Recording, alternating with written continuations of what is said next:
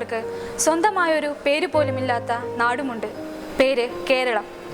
Transgender എന്ന English പേരിൻ്റെ ആഴമോ പരപ്പോ ഇല്ലാതെ, തിരുനഗെ എന്ന തമിഴ് പേരിൻ്റെ ആദരവും ഭംഗിയുമില്ലാതെ, ഭിന്നലിംഗക്കാരെന്നോ മൂന്നാം ലിംഗമെന്നോ അർത്ഥം തികയാതെ ഒട്ടിച്ചു ചേർത്ത വാക്കുകൾക്കും അപ്പുറം മറ്റൊരു പേരും മലയാള ഭാഷയിലില്ല. ആൺ പെണ്ണെന്നും ചാന്തുപെട്ടെന്നുമെല്ലാം മലയാളി ഒളിഞ്ഞും തെളിഞ്ഞും വിളിച്ചവർ ഇന്നാട്ടിലുമുണ്ടെന്ന് 2000 ആണ്ട് പിറക്കുമ്പോഴും ഇന്നാട്ടിലെ ഭരണാധികാരികൾ പോലും സമ്മതിക്കാൻ അറച്ച ഒരു ജനക്കൂട്ടം. നാടിനും വീടിനും വേണ്ടാതെ അന്യ സംസ്ഥാനങ്ങളിലെ തണലിലേക്കും സംരക്ഷണത്തിലേക്കും ഓടിമറയപ്പെട്ട, ക്ഷമിക്കണം, മലയാളി ആട്ടി ഓടിച്ച എത്രയോ പേർ.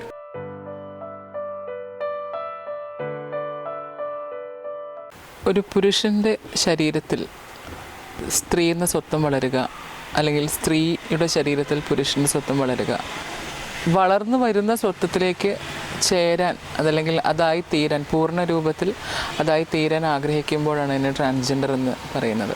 ട്രാൻസ്ജെൻഡർ എന്നാൽ ഒരു XY ക്രോമസോമുള്ള പുരുഷ ശരീരത്തിൽ താൻ സ്ത്രീയാണെന്ന് തോന്നുന്ന ഒരവസ്ഥയും XX ക്രോമസോമുള്ള സ്ത്രീ ശരീരത്തിൽ താൻ പുരുഷനാണെന്ന് തോന്നി തുടങ്ങുന്ന ഒരവസ്ഥയുമാണ്. ഇവരുടെ ചരിത്രത്തിലേക്ക് നമുക്കൊന്ന് തിരിഞ്ഞു നോക്കാം. ഭാരതീയ പൗരാണിക കാലം മുതൽക്കേ തന്നെ ഇവരുടെ സാന്നിധ്യം സമൂഹത്തിലുണ്ട്.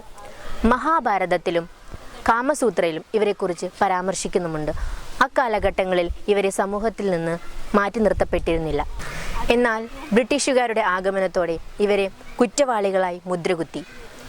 സമൂഹം ഇവരെ ഒറ്റപ്പെടുത്തുകയും ഇവർ മറ്റൊരു വിഭാഗമായി മാറുകയുമാണ് ഉണ്ടായത്. ഇവരിൽ ആദരിക്കപ്പെടുന്ന വ്യക്തിയെ ഗുരു എന്നാണ് വിളിച്ചിരുന്നത്. ഗുരുവിൻ്റെ കീഴിൽ ചേലകൾ എന്നറിയപ്പെടുന്ന ശിഷ്യന്മാരുണ്ട്. ഇവരുടെ ക്ഷേമം അന്വേഷിക്കുന്നതാണ് ഗുരുവിൻ്റെ കടമ. സ്വാതന്ത്ര്യത്തിന് ശേഷം ഇവരുടെ അവസ്ഥ ഇതേ നിലയിൽ തുടർന്നു പോന്നു. ഓരോ സംസ്കാരത്തിനനുസരിച്ച് വ്യത്യസ്ത പേരുകളിലാണ് ഇവർ അറിയപ്പെട്ടിരുന്നത്. ഹിജഡ, അരവാണി, കോത്തീസ്, ജോഗേപാസ്, ശിവശക്തി എന്നിവയാണവ. 2011 സെൻസസ് പ്രകാരം ഇന്ത്യയിൽ 74,256 ട്രാൻസ്ജെൻഡറുകൾ ഉണ്ടെന്ന് കണക്കുകൾ സൂചിപ്പിക്കുന്നു. കേരളത്തിലാകട്ടെ 3,902. എന്നാൽ സമൂഹത്തിൻ്റെ മുഖ്യധാരയിലേക്ക് വരാത്ത വ്യക്തികൾ ഇനിയുമുണ്ട് ധാരാളം. 2014 ഏപ്രിൽ 15 ഇവരുടെ ജീവിതത്തിലെ മറക്കാനാവാത്ത ഒരു ദിനമാണ്. ബഹുമാനപ്പെട്ട സുപ്രീം കോടതി വിധി പ്രകാരം പുരുഷനും സ്ത്രീക്കും പുറമെ മറ്റൊരു വിഭാഗം ഉണ്ടെന്നും അവയെ ട്രാൻസ്ജെൻഡറുകൾ ആയി അംഗീകരിക്കണമെന്നുമുള്ള വിധി വന്നത് ഈ ദിനത്തിലാണ്. ട്രാൻസ്ജെൻഡർ എന്ന് പറയുമ്പോൾ അതൊരു എംബ്രല്ല ഫോമാണ്, ഒരു എംബ്രല്ല ടേമാണ്. അതിൻ്റെ അകത്ത് പലതരം ഐഡൻറ്റിറ്റീസ് വരുന്നുണ്ട്. ആണിൽ നിന്ന് പെണ്ണാകാൻ ആഗ്രഹിക്കുന്ന മെയിൽ ടു ഫീമെയിൽ ട്രാൻസ്ജെൻഡേഴ്സ്, പെണ്ണിൽ നിന്ന് ആണാകാൻ ആഗ്രഹിക്കുന്ന ഫീമെയിൽ ടു മെയിൽ ട്രാൻസ്ജെൻഡേഴ്സ്, അതുപോലെ ട്രാൻസെക്ഷൽസ്, അതായത് ഓപ്പറേഷൻ അല്ലെങ്കിൽ സർജറി നടത്തി 2 തരത്തിലുള്ള സർജറീസ് ഉണ്ട്. ഒന്ന് സാധാരണ കാസ്ട്രാക്ഷനും ഒന്ന് സെക്സ് റീഅസൈൻമെൻറ്റ് സർജറിയാണ്, SRS. ഇത് രണ്ടും, അല്ലെങ്കിൽ ടോപ്പ് സർജറി, ബോട്ടം സർജറി, ഇതൊക്കെയുണ്ട്. ഇതെല്ലാം നടത്തി ഒരു ശരീരത്തിൽ നിന്ന് മറ്റൊരു സ്വത്വത്തിലേക്കുള്ള പൂർണ്ണമായിട്ടുള്ള നടന്ന് നീങ്ങലാണത്. അതിന് SRS എന്നോ അല്ലെങ്കിൽ ട്രാൻസെക്ഷൽ എന്ന് വിളിക്കാം. SRS ആ ഒരു സർജറിയുടെ ടേമാണ്, ഒരു മെഡിക്കൽ ടേമാണ്. അത് കഴിഞ്ഞ് പിന്നെ നമ്മൾ കാണുന്ന കേരളത്തിന് പുറത്ത് മറ്റുള്ള സംസ്ഥാനങ്ങളിൽ കണ്ടുവരുന്ന പലവിധ അല്ലെങ്കിൽ പല നാമങ്ങളിൽ അറിയപ്പെടുന്ന ട്രാൻസ് കമ്മ്യൂണിറ്റീസാണ്. അതിലൊന്നാണ്, പ്രധാനമാണ് ഹിജ്റ, പിന്നെ മംഗളമുഖി, അതുപോലെ കിന്നരന്മാർ, ജോഗപ്പ, ജോഗ്തി, ശിവശക്തി എന്നിവയൊക്കെ. മറ്റൊരു വിഭാഗം ഷീമെയിൽസ് ആണ്. അതായത് ജനിക്കുമ്പോഴേ സ്ത്രൈണതയോടെ ചിലർ ജനിക്കുന്നുണ്ട്. അതിൽ ചിലർക്ക് സ്ഥലങ്ങളുണ്ടാകും വളർന്നു വരുമ്പോൾ, അതേസമയത്ത് ഒരു പെനീസും ഉണ്ടാകും. തായ്ലൻഡിലൊക്കെ ഇപ്പോൾ പോയി കഴിഞ്ഞാൽ ഷീമെയിൽ ടൂറിസം, അല്ലെങ്കിൽ അവിടെ ഈ സെക്സ് ടൂറിസം വളരെ കാര്യമായിട്ട് പ്രൊമോട്ടഡ് ആയിക്കൊണ്ടിരിക്കുകയാണ്. അതിൽ ഷീമെയിൽസിന് വലിയൊരു പങ്കുണ്ട്. ചിലർ ടോപ്പ് സർജറി ചെയ്ത്, ചില പുരുഷന്മാർ ടോപ്പ് സർജറി ചെയ്തിട്ട് സ്ഥാനങ്ങൾ വളർത്തുകയും ഒപ്പം അവരുടെ പെനസ് നിലനിർത്തുകയും ചെയ്യാറുണ്ട്. അവരെ നമ്മൾ ഷീമെയിൽസ് എന്ന് വിളിക്കും. പിന്നെ ഒന്നാണ് ക്രോസ് ഡ്രസ്സേഴ്സ് അല്ലെങ്കിൽ ട്രാൻസ്വെസ്റ്റിൽ എന്ന് പറയുന്നത്. ക്രോസ് ഡ്രസ്സേഴ്സ് എന്ന് പറയുമ്പോൾ ഒരു പുരുഷൻ സ്ത്രീയുടെ വസ്ത്രം ധരിക്കാൻ ആഗ്രഹിക്കുന്നു, അതുപോലെ അത് ധരിച്ച് ജീവിക്കാൻ ആഗ്രഹിക്കുന്നു. ചിലപ്പോൾ ഒരു സ്ത്രീ ഒരു പുരുഷൻ്റെ വസ്ത്രം ധരിച്ച് ജീവിക്കാൻ ആഗ്രഹിക്കുന്നു. അതിനുശേഷം ഇൻ്റർസെക്സ് എന്നൊരു വിഭാഗമുണ്ട്. അതായത് ആണും പെണ്ണുമായി ജനിക്കുന്നവർ, തേർഡ് സെക്സ്, അതല്ലെങ്കിൽ ആണും പെണ്ണും അല്ലാതെ ജനിക്കുന്നവർ, ഒരേ ശരീരത്തിൽ പല രീതിയിലുള്ള രാസ പ്രക്രിയകൾ സംഭവിക്കുന്നവർ. അവരെ ഒരിക്കലും നമുക്ക് ആണെന്ന ജെൻഡറിലോ പെണ്ണെന്ന ജെൻഡറിലോ നിർത്താൻ സാധിക്കില്ല. അവരുടെ ജെൻഡർ ഐഡൻറ്റിറ്റി എപ്പോഴും ജെൻഡർ ഫ്ലൂയിഡാണ്, ഒന്നിൽ നിന്ന് ഒന്നിലേക്ക് മാറിക്കൊണ്ടിരിക്കും. ഇപ്പോൾ ബോംബെയിൽ എനിക്കൊരു സുഹൃത്തുണ്ട്. അദ്ദേഹത്തിന് ഇപ്പോൾ 22 വയസ്സായി. കാണുമ്പോൾ ഏകദേശം നല്ലൊരു പുരുഷനെ പോലെ ഇരിക്കുന്നു, മീശയും താടിയും ഒക്കെയുണ്ട്. പക്ഷേ 12 വയസ്സ് മുതൽ മുടങ്ങാതെ മാസമുറ അദ്ദേഹത്തിന് സംഭവിച്ചുകൊണ്ടിരിക്കുകയാണ്.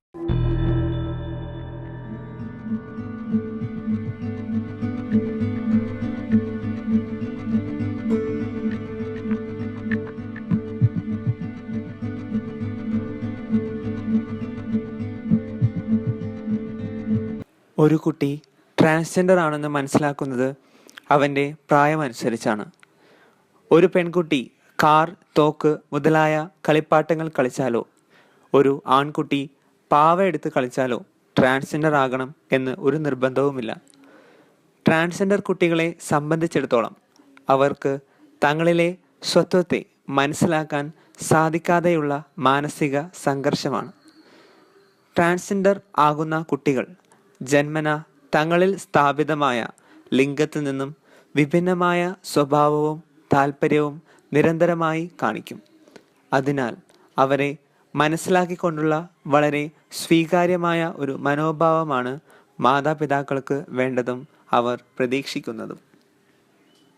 സഹജ് എന്നൊരു ഷെൽട്ടർ തുടങ്ങുമ്പോൾ ഞാൻ ആഗ്രഹിച്ചത് മാർജിനലൈസ്ഡ് ആയിപ്പോയ ജീവിതത്തെ ഒറ്റയ്ക്ക് ധൈര്യസമേതം നോക്കിക്കാണാൻ ആഗ്രഹിച്ചിരുന്ന ചില ട്രാൻസ്ജെൻഡറുകൾ ഇന്ന് ഒറ്റപ്പെട്ട് ജീവിക്കുന്നുണ്ട്. സമൂഹത്തിൻ്റെ അരുകുകളിൽ അവർ ട്രാൻസ്ജെൻഡർ ആണെന്നുള്ള സ്വത്വം തുറന്നു പറയാൻ ആഗ്രഹിക്കുമ്പോഴും അവരെ മാംസങ്ങളായി മാത്രം കാണുന്ന, അല്ലെങ്കിൽ അവരുടെ ശരീരത്തിലെ അവയവങ്ങൾ മാത്രം അളന്നും തൂക്കിയും പരിശോധിച്ചും അവർക്ക് സമൂഹത്തിൽ സ്ഥാനം കൊടുക്കണോ എന്ന് നനയ്ക്കുന്ന ഒരു കൂട്ടം ആട്ടിൻ തോലിട്ട ചെന്നായ്ക്കൾക്ക് നടുവിൽ ജീവിക്കുന്ന അവർക്കൊക്കെ വേണ്ടിയാണ് ഈ ഒരു സ്ഥാപനം തുടങ്ങിയത്. സെക്സ് റിയസൈനിങ് സർജറി SRS എന്ന ലിംഗമാറ്റ ശസ്ത്രക്രിയയിലൂടെ ഒരു ട്രാൻസ്ജെൻഡറിനെ ട്രാൻസ്സെക്ഷലാക്കി മാറ്റാൻ സാധിക്കുന്നു. പ്രധാനമായും 3 ഘട്ടങ്ങളിലൂടെയാണ് ഈ ശസ്ത്രക്രിയ നടക്കുന്നത്. ആദ്യത്തെ ഘട്ടം മാനസികമായ ഒരുക്കമാണ്. അതിനുവേണ്ടി മനഃശാസ്ത്ര വിദഗ്ധൻ്റെ സഹായത്തോടെ 6 മാസത്തെ കൗൺസിലിങ്ങിന് വിധേയനാകുന്ന വ്യക്തി കൗൺസിലിങ്ങിന് ശേഷം സർജറിക്ക് പൂർണ്ണമായും സന്നദ്ധനാണോ എന്ന് ഉറപ്പുവരുത്തുന്നു. രണ്ടാം ഘട്ടത്തിൽ ഒരു വ്യക്തി തൻ്റെ ശരീരത്തിലേക്ക് ലിംഗഭേദത്തിനനുസൃതമായി ഹോർമോൺ കുത്തിവയ്ക്കപ്പെടുന്നു. ആണിൽ നിന്ന് പെണ്ണിലേക്കാണ് മാറുന്നതെങ്കിൽ ഈസ്ട്രജനും, പെണ്ണിൽ നിന്ന് ആണിലേക്കാണ് മാറുന്നതെങ്കിൽ ടെസ്റ്റോസ്റ്റിറോൺ എന്ന ഹോർമോൺ കുത്തിവയ്ക്കപ്പെടുന്നു. ഹോർമോൺ മാറ്റങ്ങളുടെ പരിണിത ഫലമായി വ്യക്തിയിൽ കടുത്ത മാനസിക സംഘർഷവും ആത്മഹത്യാ പ്രവണതയും ഉണ്ടാകുന്നു.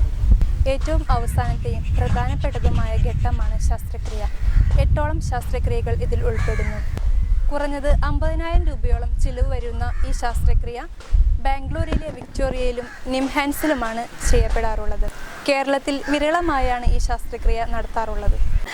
ട്രാൻസ്ജെൻഡേഴ്സ് ആയിട്ടുള്ള ആളുകളെ പലപ്പോഴും ക്രിമിനൽ കേസുകൾ ഉൾപ്പെടുത്താറുണ്ട്. അതായത് സെയിം സെക്സ് റിലേഷൻഷിപ്പ്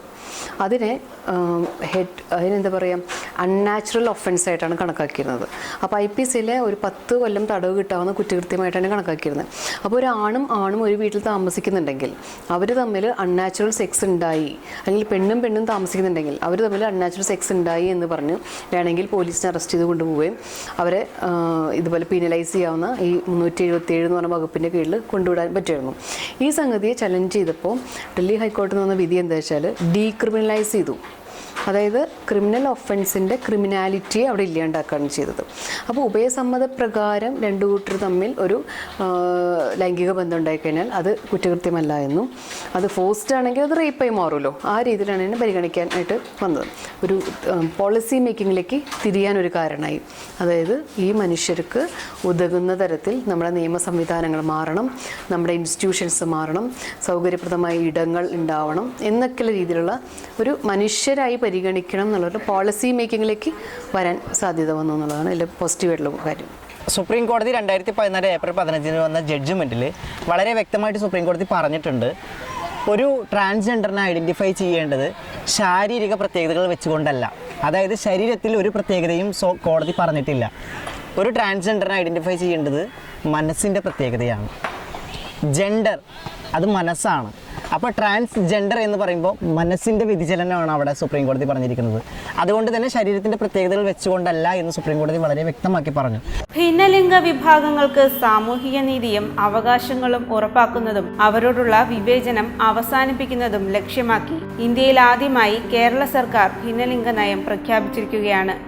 എന്നാൽ ഈ നയം കേരള സമൂഹം എങ്ങനെ സ്വീകരിക്കുമെന്നത് ചിന്തിക്കേണ്ടിയിരിക്കുന്നു.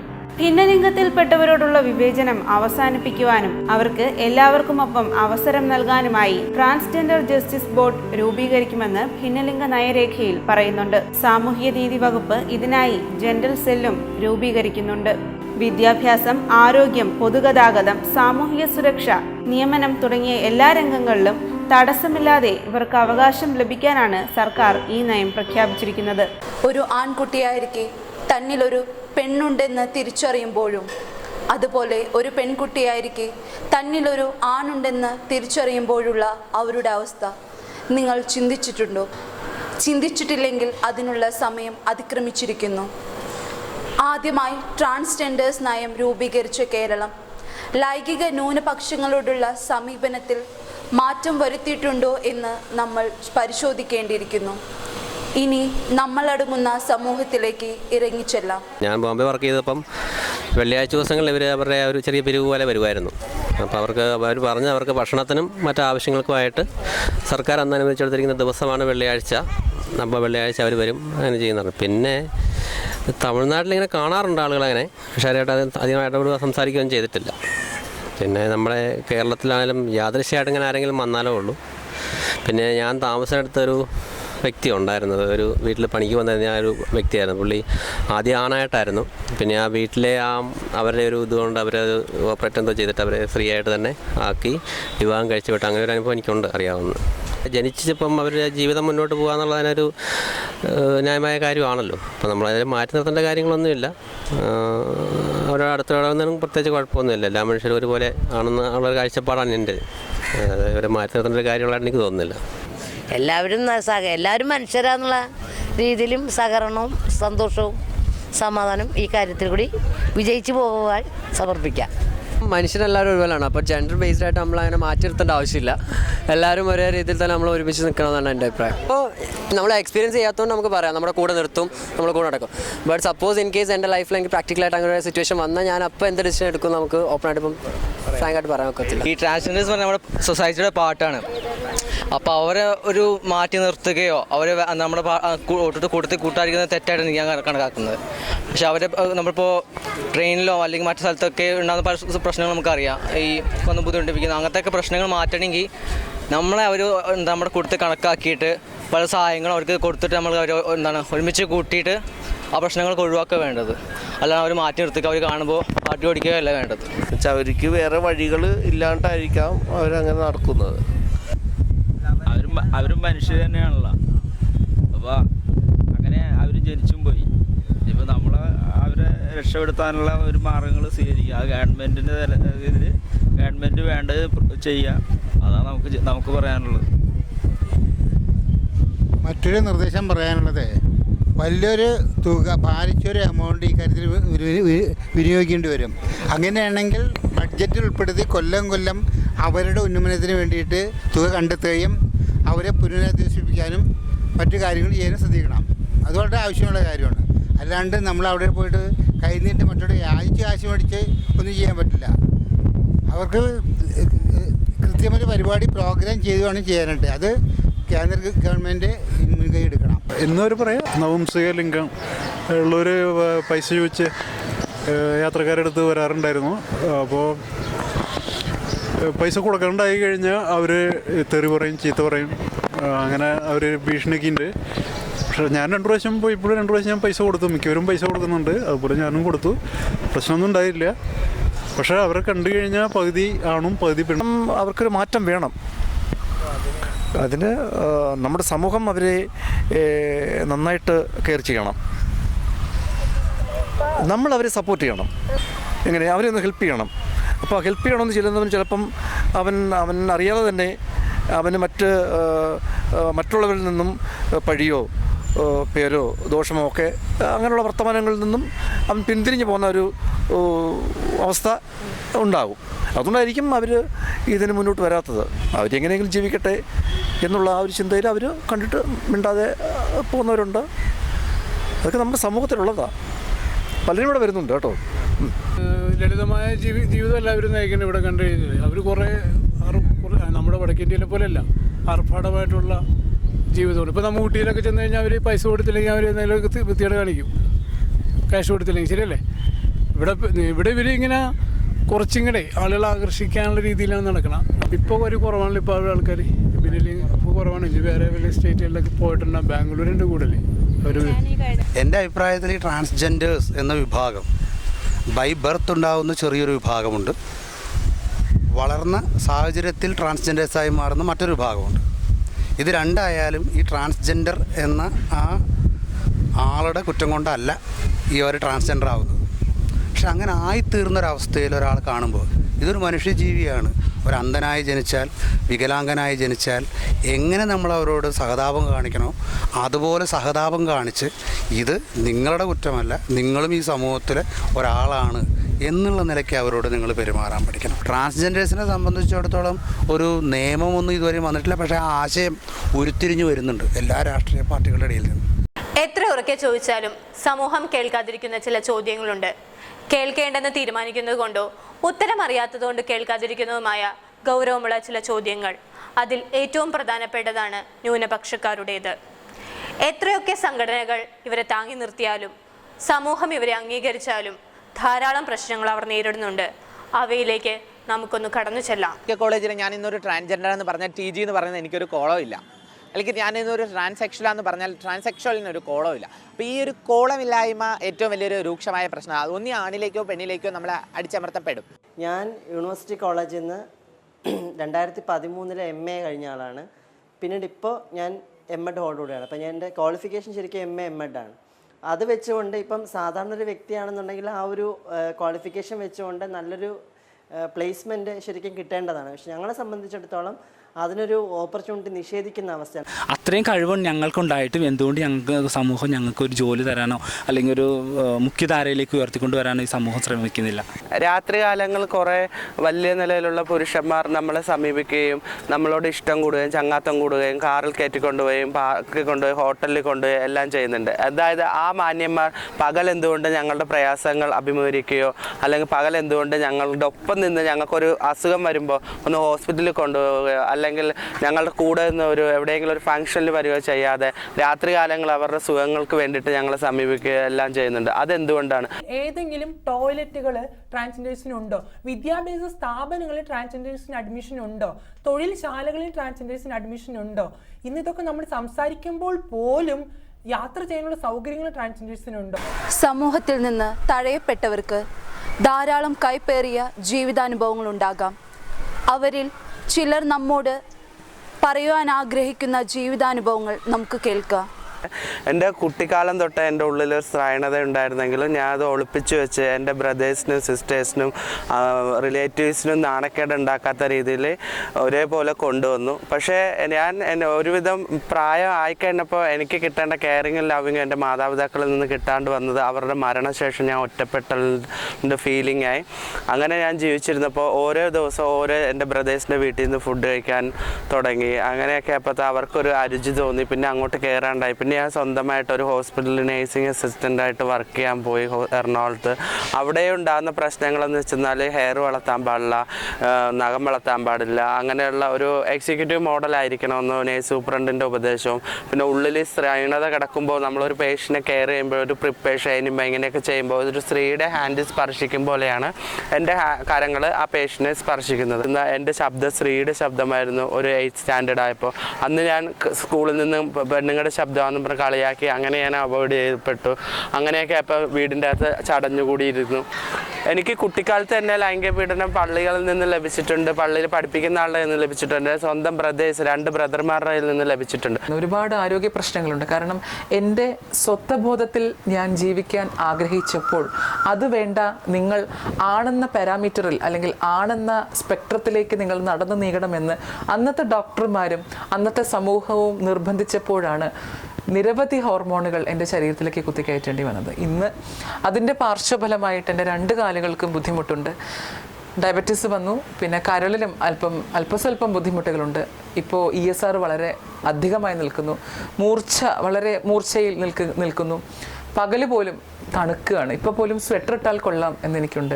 കാരണം എനിക്ക് ഭ്രാന്താണ്. കാരണം മാനസിക നില തെറ്റേണ്ട ഒരു അവസ്ഥ. കാരണം സ്ത്രീയാണോ പുരുഷനാണോ മറ്റുള്ളവർ പറയുന്നത് എൻ്റെ വീട്ടുകാർക്ക് അറിയാം, അത് പെണ്ണിനെ പോലെ നടക്കുന്നു, ചിന്തിക്കുന്നു, ഇങ്ങനെ അതൊരു ഭ്രാന്താണെന്നുള്ള തെറ്റിദ്ധാരണ നമ്മുടെ നാട്ടിൽ തിരുവനന്തപുരം ജനറൽ ഹോസ്പിറ്റലിൽ ഞാൻ ഈ ഇടയ്ക്ക് പോയിട്ടുണ്ടായിരുന്നു. ഈ ഇടയ്ക്കല്ല, എനിക്ക് സർജറി കഴിഞ്ഞ സമയത്ത് പോയ സമയത്ത് എനിക്കൊരു ടാബ്ലറ്റ് പോലും, ഒരു ട്രാൻസ്ജെൻഡർ ആയതുകൊണ്ട് ഒരു ടാബ്ലറ്റ് പോലും നിഷേധിച്ച് എന്നെ അവിടെ നിന്ന് ഇറക്കി വിട്ടിട്ടുണ്ട്. കാരണം അവിടെ മെയിൽ ഫീമെയിൽ 2 കോളേ ഉള്ളൂ. ഞാൻ 2 വെട്ടിയിട്ട് ട്രാൻസ്ജെൻഡർ എന്ന് എഴുതിയിട്ട് OP ടിക്കറ്റ് കൊണ്ടുകൊടുത്തു. അപ്പോൾ ഡോക്ടർ പറഞ്ഞു എനിക്ക് ചികിത്സിക്കാൻ അറിയില്ല. ജനാധിപത്യ രാജ്യമായ നമ്മുടെ ഭാരതത്തിൽ ഓരോ പൗരനും രാഷ്ട്രം കൽപ്പിക്കുന്ന ചില മൗലിക അവകാശങ്ങളുണ്ട്. ഈ അവകാശങ്ങൾക്ക് ട്രാൻസ്ജെൻഡർ എന്ന നിലയിൽ ഇവർ യോഗ്യരല്ലേ? ഇവർ സമൂഹത്തിൽ നേരിടുന്ന പ്രശ്നങ്ങൾ നമ്മൾ ശ്രവിച്ചുവല്ലോ. ഇനി സമൂഹം എന്ന നിലയിൽ തന്നെ നമുക്ക് എന്തെല്ലാം ചെയ്യാൻ സാധിക്കുമെന്ന് വിലയിരുത്താം. ആദ്യത്തെ ബോധവൽക്കരണം നടക്കേണ്ടത് അധ്യാപകരിലും കുടുംബത്തിലുമാണ്. മനുഷ്യനാണെന്നുള്ള പരിഗണന നൽകുക. വിദ്യാഭ്യാസത്തിനിടയിൽ കൊഴിഞ്ഞുപോയവർക്ക് തുടർ പഠനത്തിനായി അവസരങ്ങൾ നൽകുക. ഗവൺമെന്റിന്റെ ഭാഗത്തു നിന്നും ആവശ്യമായ ആനുകൂല്യങ്ങൾ നൽകുക. കുടുംബജീവിതം നയിക്കാൻ അംഗീകാരം നൽകുക. മാന്യമായ ജോലി നൽകുക. അവരെ ഒറ്റപ്പെടുത്താതെ നമ്മോട് ചേർത്ത് നിർത്തുക. സമൂഹ നിർമ്മിതിയിൽ ഒരു പ്രധാന പങ്ക് വഹിക്കുന്നവരിൽ ഒരാളാണ് അധ്യാപകർ. ശരിയും തെറ്റും ചൂണ്ടിക്കാണിക്കുവാനും തിന്മയിൽ നിന്ന് നന്മയിലേക്ക് ഓരോ കുട്ടിയെ കൈപിടിച്ചുയർത്തുന്നതും ഇവരാണ്. അതിനാൽ ലൈംഗിക ന്യൂനപക്ഷക്കാരോടുള്ള അധ്യാപകരുടെ മനോഭാവം എന്താണെന്ന് നമുക്ക് നോക്കാം. ഈ ഭൂമിയിലെ എല്ലാ ജീവജാലങ്ങൾക്കും ഭൂമിയിൽ ജീവിക്കുവാനായിട്ട് തുല്യ അവകാശമാണുള്ളത്. ട്രാൻസ്ജെൻഡേഴ്സ് എന്ന വിഭാഗത്തിൽപ്പെടുന്ന എല്ലാവർക്കും അവരവരുടെ സ്വാതന്ത്ര്യം അനുസരിച്ച് ജീവിക്കുവാനുള്ള അവകാശമുണ്ട്. അതിനായിട്ട് കുട്ടികൾക്ക് എല്ലാവിധ സൗകര്യങ്ങളും ചെയ്തു കൊടുക്കേണ്ടത് അധ്യാപകരുടെയും മാതാപിതാക്കളുടെയും കടമയാണ്. ഇതിനായിട്ട് മാതാപിതാക്കൾക്കും അധ്യാപകർക്കും ബോധവൽക്കരണം നൽകേണ്ടത് ഏറെ അത്യാവശ്യമാണ്. ഈ കുട്ടികളുടെ പ്രത്യേകതകൾ മനസ്സിലാക്കി അവർക്ക് സഹായകമാകുന്ന വിധത്തിൽ മാതാപിതാക്കളും അധ്യാപകരും ശ്രമിക്കണം. അവർക്ക് അംഗീകാരം ആവശ്യമാണ്, അത് അവർക്ക് നൽകണം. ട്രാൻസ്ജെൻഡേഴ്സ് എന്ന വിഭാഗവും നമ്മുടെ സമൂഹത്തിൻ്റെ ഒരു ഭാഗമാണ്. അപ്പോൾ അത്തരം വിഭാഗങ്ങൾക്ക് വേണ്ടി പ്രത്യേകം പരിഗണന നൽകുന്ന തരത്തിലുള്ള പാഠ്യപദ്ധതികൾ നടപ്പാക്കേണ്ടതും ഏറെ അത്യാവശ്യമാണ്. ഒരു കുട്ടി ജന്മന ഒരു വൈകൃതം എന്നതിനെ പറയാൻ പറ്റില്ല. മാനസികമായ ചില വൈകല്യങ്ങളാവാം ചിലപ്പോൾ ഒരുപക്ഷെ ഒരു കുട്ടിയെ ട്രാൻസ്ജെൻഡറിലേക്ക് എത്തിക്കുന്നത്.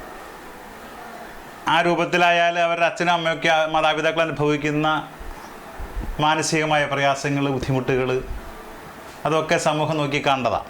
മാലാഖമാർ സ്ത്രീയാണോ പുരുഷനാണോ രണ്ടുമല്ലെന്നാണ് വിജ്ഞാനികൾ പറയുന്നത്. അതുകൊണ്ട് തന്നെ ട്രാൻസ്ജെൻഡേഴ്സ് മാലാഖമാരോട് അടുത്തു നിൽക്കുന്നവരാണ്. ആരെക്കാളും മുകളിലാണെന്ന് അവർ അവകാശപ്പെടുന്നില്ല. പക്ഷേ സ്ത്രീയുടെയും പുരുഷൻ്റെയും പ്രശ്നങ്ങൾ ഒരുപോലെ മനസ്സിലാക്കാൻ അവർക്ക് സാധിക്കുന്നു. അച്ഛനെപ്പോലെ ശാസിക്കാനും അമ്മയെപ്പോലെ സ്നേഹിക്കാനും അവർക്കാകുന്നു.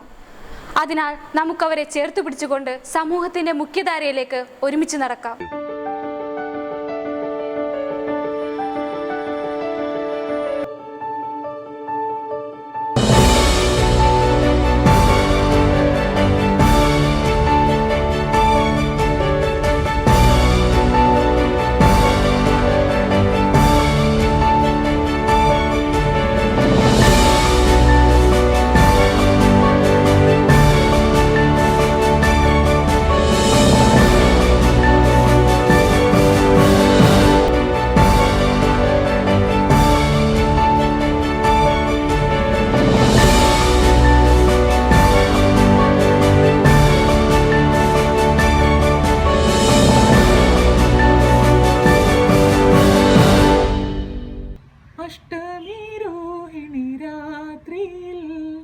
അമ്പലമുറ്റത്ത് നിൽക്കുമ്പോൾ ആലവിളക്കിൻ്റെ നീല വെളിച്ചത്തിൽ അന്നു ഞാൻ ആദ്യമായി കണ്ടു, ഈ മുഖമന്നു ഞാൻ ആദ്യമായി കണ്ടു.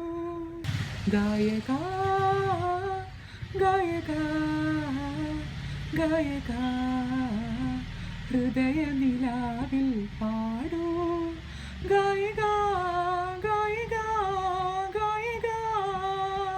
ലിംഗമെന്നോ അർത്ഥം തികയാതെ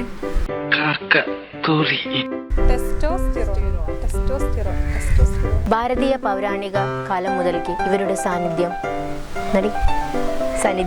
സംഘടനകൾ ഇവർക്ക് താങ്ങായി നിന്നാലും ഭിന്നലിംഗക്കാരുടെ സാന്നിധ്യം ഉണ്ടെന്നും